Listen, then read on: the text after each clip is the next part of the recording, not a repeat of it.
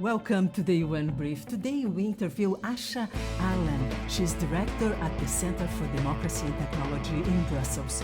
Thank you for watching the UN Brief and don't forget to subscribe. The series is about women who are working in international organizations, in international affairs. So I saw your profile and I thought it was quite interesting because you have worked for several organizations and I am now leading one of the NGOs, right? That's based in Brussels.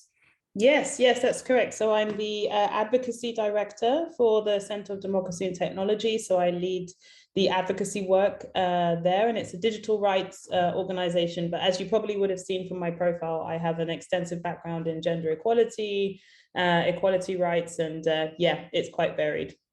Yes. So tell us a little bit, how did the idea of working in international affairs or gender issues at an international level came to you, or something that just evolved as you were going through your undergraduate studies? Tell us a little bit, walk us through your journey. How did you start? Absolutely. So I originally started my undergraduate was way back in 2007. So I had studied American studies and international relations and already had a kind of interest into it. But after university, I did a master's degree immediately in transnational studies, again, looking at the transatlantic relationship.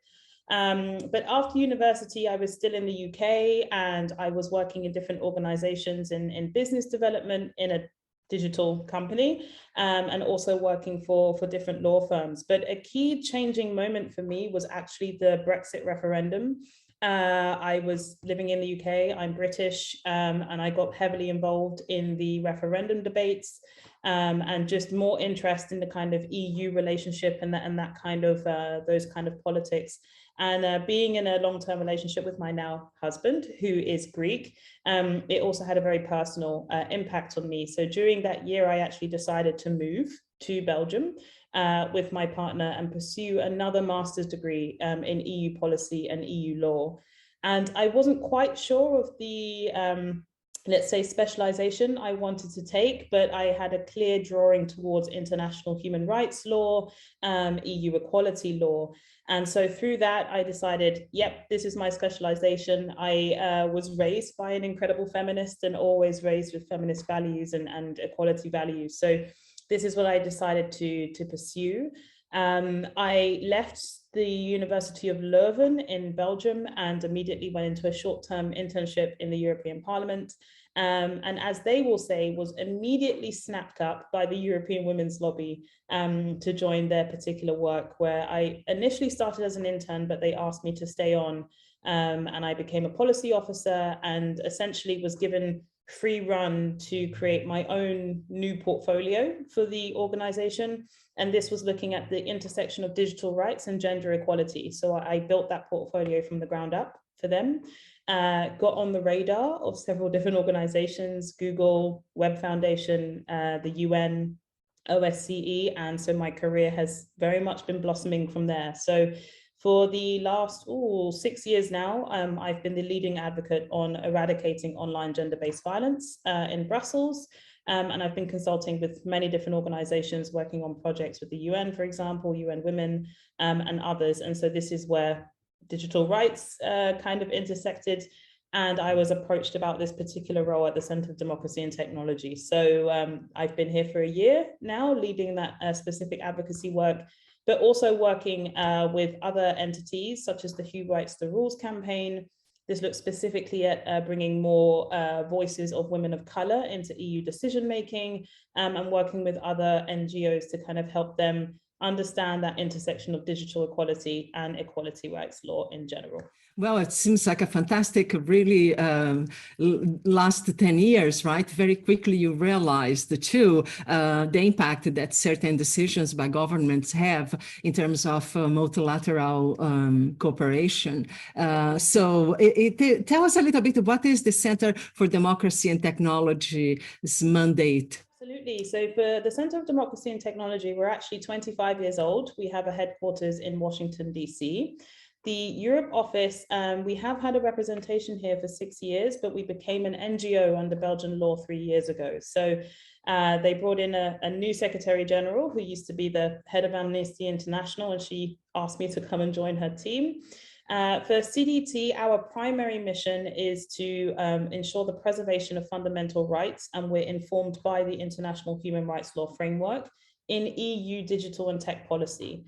So as you may be aware, at this moment in time, there's several legislative frameworks that are going to have huge global impact, and my mandate is to ensure that those legislations and regulatory frameworks do abide by the international human rights law standards, and that they can work on a global scale. So not just within the European context, but how does that operate in a transatlantic or more global context as well. So very much talking to decision makers every day about fundamental rights and looking at that through an intersectional methodology as well. And what about the Council of Europe Istanbul Convention? How do you also integrate that? Is that part of the conversation right now? So unfortunately, it isn't right now. The Istanbul Convention is very dear to my heart. I worked quite a lot on the Istanbul Convention and seeing different EU member states ratify it, but also pushing a lot for the EU to accede to the convention.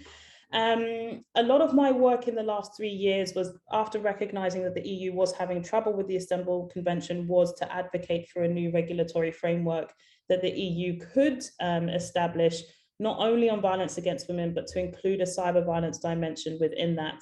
I'm very pleased to say that this directive was published this year. It does include both those elements from the Istanbul Convention and cyber violence. So the work now really is to get this to be agreed by the EU and all member states. And so a lot of my work right now is to bring together the different pieces and those mechanisms to help the Commission kind of understand online gender-based violence in quite an in-depth way, but also to make sure the different regulatory frameworks speak to each other. We have this directive on gender-based violence, but we also have a directive on content moderation regulation and digital market regulation. So it's just helping them string those pieces together to understand how they all actually impact on fundamental rights and can do so in a very intersectional way. And what kind of advice would you give to young women thinking of a career in international law, international affairs? I would say definitely 100% do it. And to seek out those networks of sisterhood that are there and are there to support you. I definitely benefited from having a fantastic network of women who came before me, who believed in my ability, even in moments when I didn't believe in myself, who gave me those opportunities, and who are always there to consistently support you when you want to go further. It's not always easy. As women in this field, it can be very difficult. We are still nowhere near gender parity or gender equality just yet. But those networks are there, and they are really a key strength for women who want to enter this field. And the last thing I would say is to please do it, because we do need more incredible women to help make sure that those decision-making spaces don't remain homogenous, that those diverse voices come in, because that's truly what makes a difference when it comes to improving the world, especially in the international context. Thank you very much, Asha Allen. Pleasure speaking with you.